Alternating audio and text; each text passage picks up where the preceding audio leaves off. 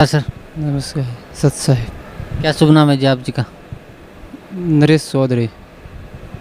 नरेश जी कहाँ से आए हैं आप?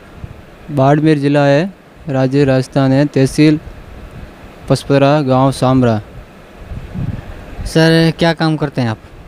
हम बचपन से 7वीं से पढ़ने के बाद में खाली 8वीं पास करके लकड़ी का काम करते थे बम्बई में।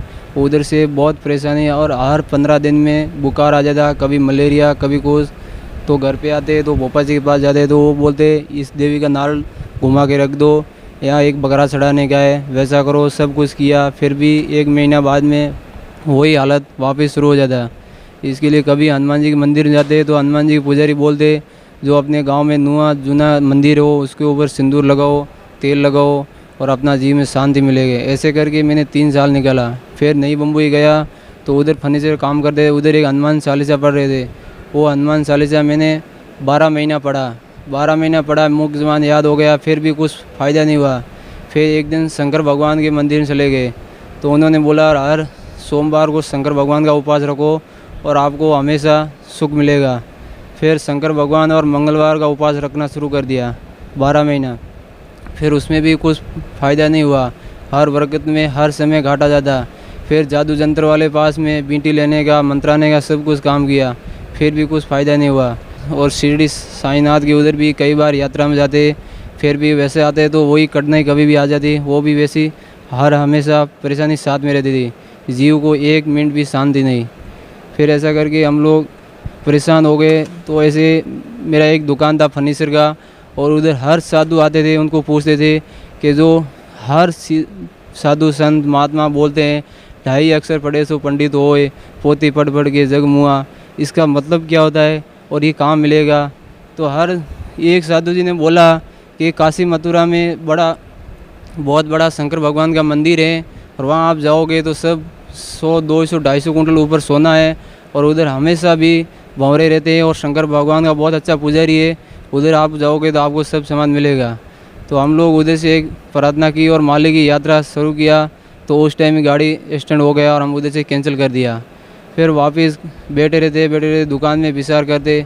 ऐसे करते हमारे एक पड़ोस में कोई बीमार हो गया, उसको देवी देवता मंदिर हर जगह घूम घूम के हॉस्पिटल अस्पताल सब जगह परेशान हो गए।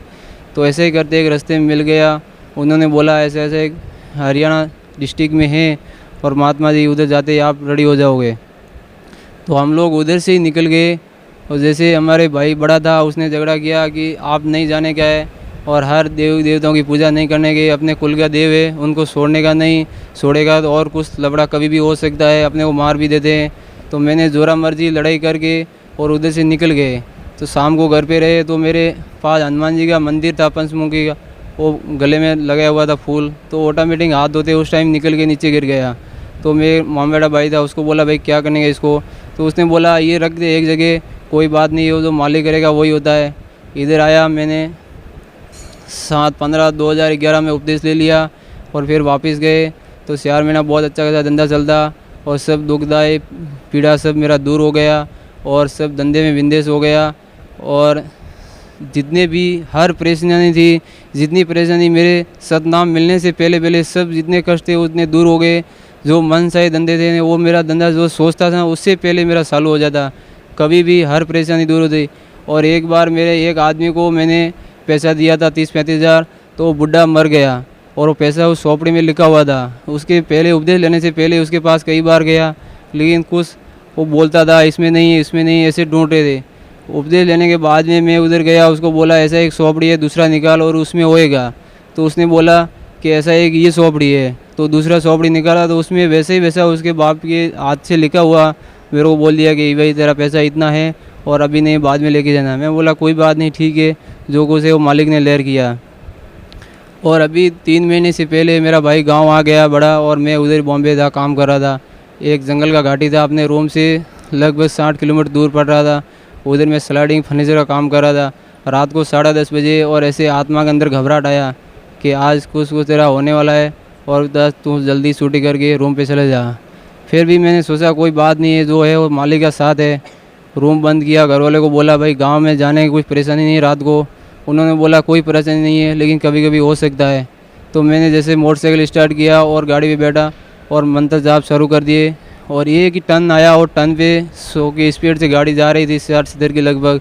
तो वैसे ही टर्न से ब्रिज से गाड़ी नीचे कूद गई 20 फुट की हाइट से। और आगे बहुत बड़े बड़े डगर थे और डगर के अंदर जाके ऑटोमेटिक वैसे ही गाड़ी फंस गई। और वैसे ही मैं गाड़ी के ऊपर खड़ा और गाड़ी वैसे ही बंद हो गया। और मेरा किधर भी खून नक भी नहीं लगा। और मैं सोच रहा था कि मेरे को इधर किसने उतारा है और किसने बचाया है। और रात को 10:30 बज गया है और बचाने वाला वही मालिक है, पल पल के साथ है। लेकिन जिसको विश्वास नहीं है और विश्वास है, अज्ञान है और ज्ञान नहीं है, वो हर हमेशा सोचता है कि कोई कुछ नहीं कर सकते हैं, जो करते हैं वो अपन कर सकते हैं। अपन कुछ भी नहीं कर सकते हैं, अपन खाली आलतू फालतू ये अपने को ये भगवान ने जीव दिया वो भी सही संभाल के नहीं बोल सकते हैं। तो वैसे ही ब्रिज से बाहर निकलता लटक पटक करके निकला तो एक गाड़ी आया रात को 11:30 बजे। उससे वो रोक के फिर मेरा मोटरसाइकिल उसने बाहर निकाला। आधा घंटा परेशान किया। उसने बोला कि ये ब्रिज से ऐसे 3 बार एक्सीडेंट हो गए हैं और तुम ऐसा कैसा बच गया है। और तीनों मर गए और दिन को 12 बजे या 1 बजे उनकी लाश मिलती थी। और तुम किधर किधर टूटा हुआ है क्या बता मेरे को। मैं बोला मैं किधर भी नहीं टूटा हूँ, मेरा खाली मोटरसाइकिल का भी कुछ नहीं हुआ है, मैं गिर गया हूँ, मेरे को कैसा करके निकालो। तो उसने मेरे को कैसा भी करके 15 मिनट के अंदर बाहर मोटरसाइकिल निकाल के दे दिया। ऐसा करके एक बार मैं घर पे आया तो रात को हाथ धो रहा था, बाहर मटके के अंदर पानी ले रहा था। तो वैसे ही एक सांप बैठा था ऊपर और मैं पानी ले रहा तो मेरे को कुछ नहीं हुआ। वैसे ही मैं खाना खा के रूम पे सो गया तो एक हॉल के अंदर नीचे सोया था और एक बिच्छू आया था मेरे बाजू में बहुत बड़ा। वो मेरे बाजू में हो के और टेबल के ऊपर पानी रखा था और टेबल के ऊपर सड़ के और लोटे के अंदर जाके मर गया। और उसके बाद में मैं एक दिन मार्केट में जा रहा था, एक दोस्त लोग मिल गया। उस दिन मेरे बाजू में पर्स नहीं था। एक ने बोला मेरे को चाय पीने का, वो बोलता है मेरे पास पैसा है मैं खर्च नहीं करेगा।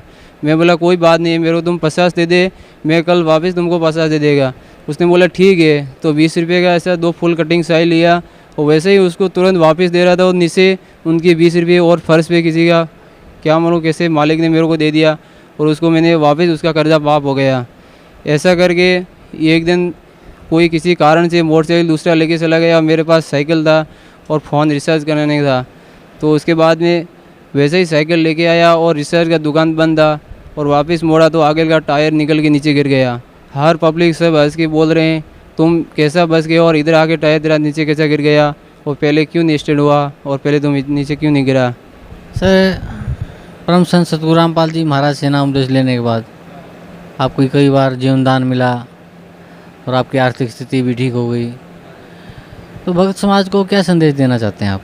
हम भक्त समाज को यही समाज देते हैं कि जितने ही जहाँ भी ये रेतीला स्थान है और जितनी भी पृथ्वी है, इस कोई भी कोने पे इस हर आप कला के गुरु मिलेंगे, हर ज्ञान के गुरु मिलेंगे, हर चीज़ के और हर शिव के बारे में गुरु मिलेंगे।